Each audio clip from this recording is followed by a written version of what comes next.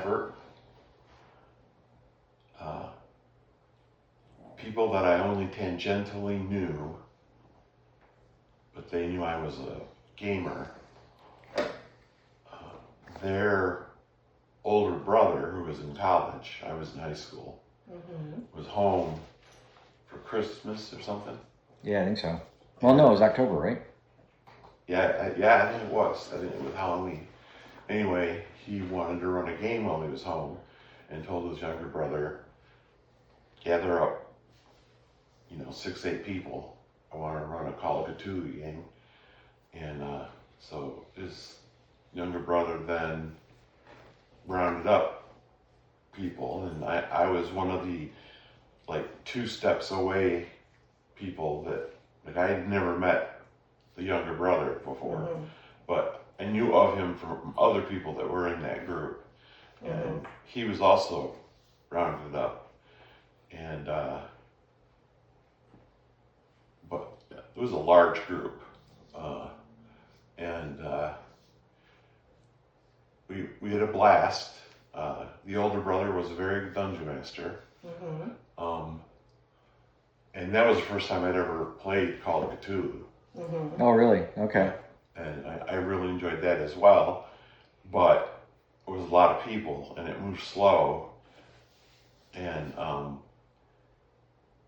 there was a lot of downtime between your turn and your next turn.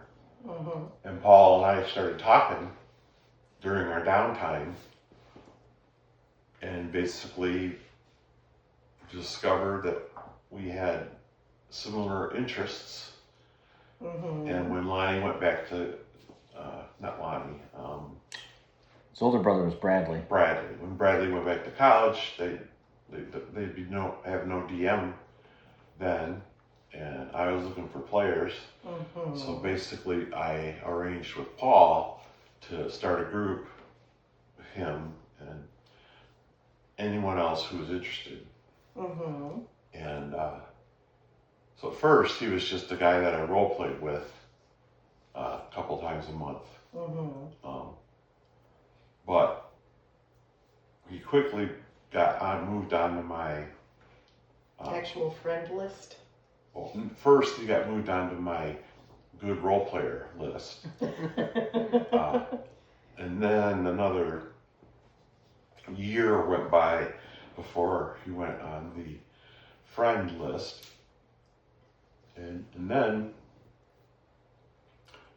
I discovered caving, and Paul liked to show up in Chicago unannounced on Friday night and spend the weekend, and so I mean he was coming there to spend the weekend with me, so I felt like I should give him a place to sleep. And at that point I was living in the White House, which, as you know, is the house Dave acquired for us all. And so while Paul was here, of course, he wanted to role play, and we started role playing, and he kept coming down to Chicago just to be able to role play. And then I met his girlfriend, and this is not the woman he ended up marrying. But I went up to Kalamazoo. Pre-Carol. Yep. Pre-Carol. I went up to Kalamazoo because basically he called me and said, "You got to meet this girl. I'm in love." Blah blah blah. So I went up there and I was introduced to her in his dorm room. He was an RA, I think, and he introduced me to her and her to me, and then kind of let us talk to each other. And we was fiddling around while her and I were talking. And she was bright and interesting, and I was checking her out, and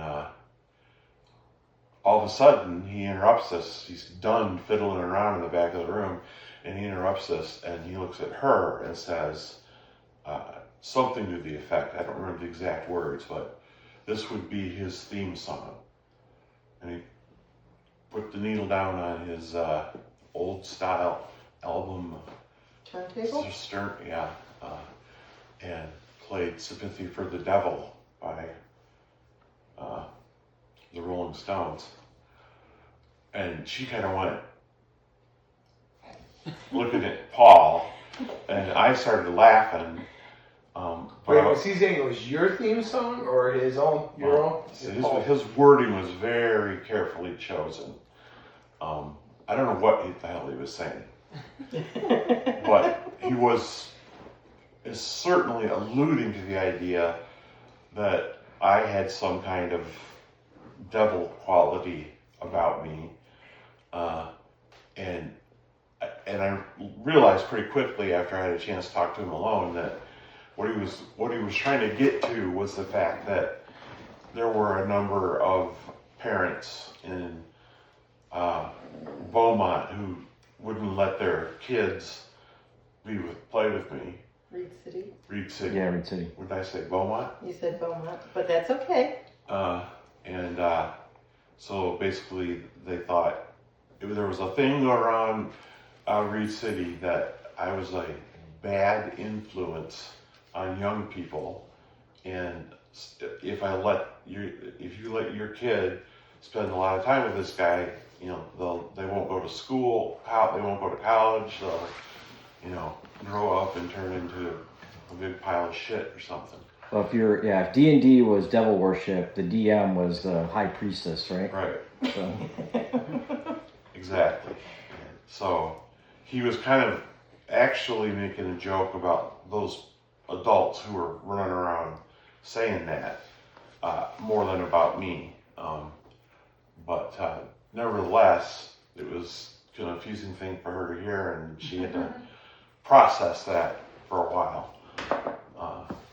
And then, fortunately, when that relationship didn't pan out, and I had to make extra trips to Kalamazoo because Paul was in I'm going to drive my skateboard into that semi frame of mine.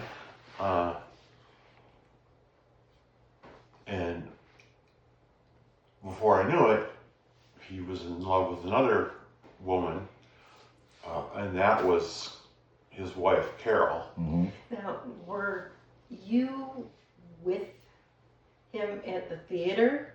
No, For the famous... I was not there for the Yeah. famous. You want to tell the famous scene? Well, it was me, a guy named Scott, who was one of my classmates, and then Dan Smolik, who was one of my great friends from college. And yeah, we walked in to see this movie at the Sci-Fi Theater because it was $1 show. It was super cheap. It was Free Jack with Mick Jagger. And when we walked into the theater was completely empty except for these two other young women that were sitting there. And I don't know if it was a Orion Slave Girl pheromones or what, but when I walked by Carol, I totally twigged. And so like they laughed at us because the two of them, of course, were sitting together. We went past them, but as guys, we all sat down with an empty chair between us. And the theater was totally empty, right? I mean, literally there was 5 of us there. Mm-hmm. And so when we left, I went out the door and I turned around to wait for them, and they didn't come out. And then I realized they went out the back entrance of the theater, and I was like, God damn it. And so I went walking out to the car, and they went driving by, and when they drove by, I kind of gave them the big shoulder shrug, like, whatever, and they came whipping around, and the funny story about that is Carol was in a car with her friend Maria, and she's like, what do I say? And Maria's like, ask him about the movie. And she's like, well, that's dumb. And then she rolled down the window and said, how do you like the movie? And then, yeah, we ended up going out for a drink, and the 5 of us all sat at a table, and only Carol and I talked. And the next day she called me at work and asked me to go out to lunch. And then at lunch she mentioned the Kobayashi Maru. And I was like, holy shit, am I smitten? The rest is history. When he first called me about her, I met this girl and he's telling me the story and everything. I was kind of like, I wonder if this is going to be a good one or another bouncer. And then he told me the Kobayashi Maru thing, and he was telling it me like in the context of, and she said Kobayashi Maru. She knows what the Kobayashi Maru is. A girl. Do you get it? So I knew he was already on the line. Paul falls in love quickly. I do everything with determination. Yes. And then I don't know how long it was before I actually met her.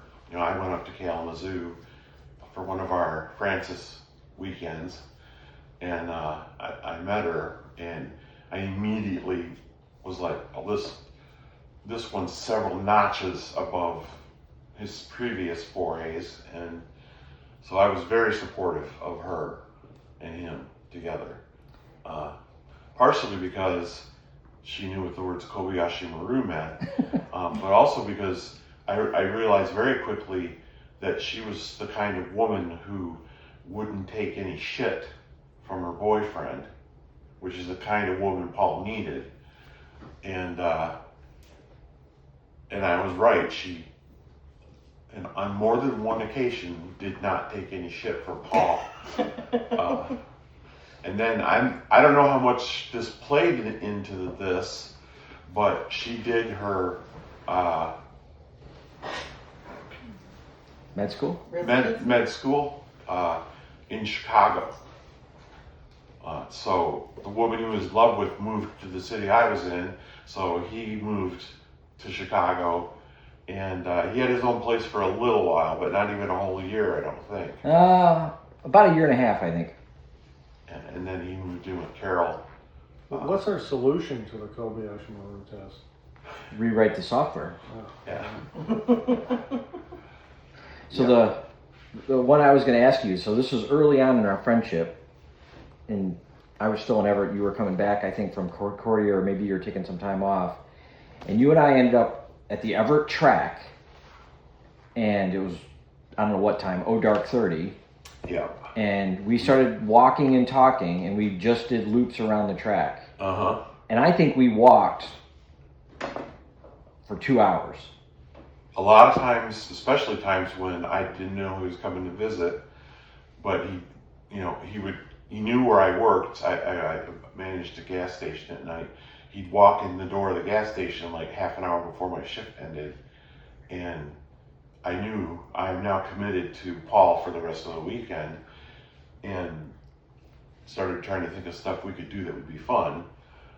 And Paul was up for almost anything, and we did a lot of anything. And when I remember driving down to the lakeshore and, literally just walking around all night. Yep. Kind of we did a exploring lot the of city. wander around the city we're in at 3 o'clock in the morning and see what there is to see, So we wandered around Chicago for a lot late at night as well. Yeah. And then through total random chance, when he actually got his first apartment after he got a job in Chicago, it was in the same complex that I was in. We didn't know that, but when we found out, we were like, "Oh, cool." Yeah, that was And then, weird. that same day, You're talking about when we were in LaGrange Park? yeah, You were there coincidentally? Because I was living out. I was We were there. I mean, I was there too. yeah. I thought we all kind of planned that. I didn't. If anyone planned it, it was you, and you didn't share us on your evil plans. So 'Cause I remember walking back from his apartment, having helped carry some shit into it, and I'm walking back telling Chris, Paul's right over there. We can go over there and roleplay anytime we want. And you drove by in your car, like I think you were going out, and I was like, was that Dave Barry? Wait, are you saying all of us ended up there by coincidence? Yeah. See, I have a terrible memory for these things. I'm glad he remembers this stuff. and the whole reason I That's picked that crazy. hotel, it was halfway between where I worked and downtown. Or hotel, that apartment. And the reason that I picked that hotel, or motel, apartment, whatever, is they took dogs, and I had a dog. It was one of the very few places that let you have dogs, Well, especially big dogs. especially big dogs, and she was extra big. And I don't know why I picked it. You sure Well- you guys weren't there first? And I went, oh, hey, that'd be good. That's possible. My memory is I wasn't sure when you were coming back. I knew you were coming back to Chicago because the thing in. Well, I stayed with Mark for like a week or something. But I wasn't aware you were even back in Chicago when I saw you Really? at that place. Yeah. Well, I wasn't back long because we were there within a week or so. Yeah. Huh. My memory is that when I finally caught up to you and said, "Are you living here? What's going on?" And you said, "Yeah, I get extra." It's Food Barter Corp. I Yeah. got a deal on Yeah. that place. Yeah. Yeah. That's Well, right. and then the other weird thing about that was, I think this is when I met Pruitt. Pruitt needed a place to live, Mhm. and I think you introduced us, and I was Probably. like, I got a 2-bedroom apartment, and it's just me. And he was working nights, I was working days. I mean, we barely saw each other, but he moved in with me, at least for a while. He didn't stay a whole year, I don't think. I think he then moved somewhere else, but yeah, so he was there. Yeah, there was a very short window of time when Paul, myself, Dave, and Pruitt were within easy walking distance of each other's living situation. So it was like being back in school. We could go, "Hey, you want to play some games tonight?" Mm-hmm. And most people could go, "Yeah," and whose place and what are we playing, you know? Well, that was the first apartment we just set up Alien in. Paul's Yeah, apartment was the first apartment we set up Alien in. because I think I had a couch and a bed. And I didn't get involved in hardly any of that Well, because. you Well, were you were at a married. certain stage. Why was it? Well, I was. Yeah, he was. Yeah. There was that, but you were also at a certain stage in your career where there was tons of overtime you could do to build your influence, if I can call it that. So you were just really focused on that. About the only thing we could pry you away from your job was for supremacy. Yeah, we played a lot of Supremacy in those days. Supremacy, yeah. What's that? It's a war game where the board is That was our way of playing it. yeah. The board is a map of the Earth.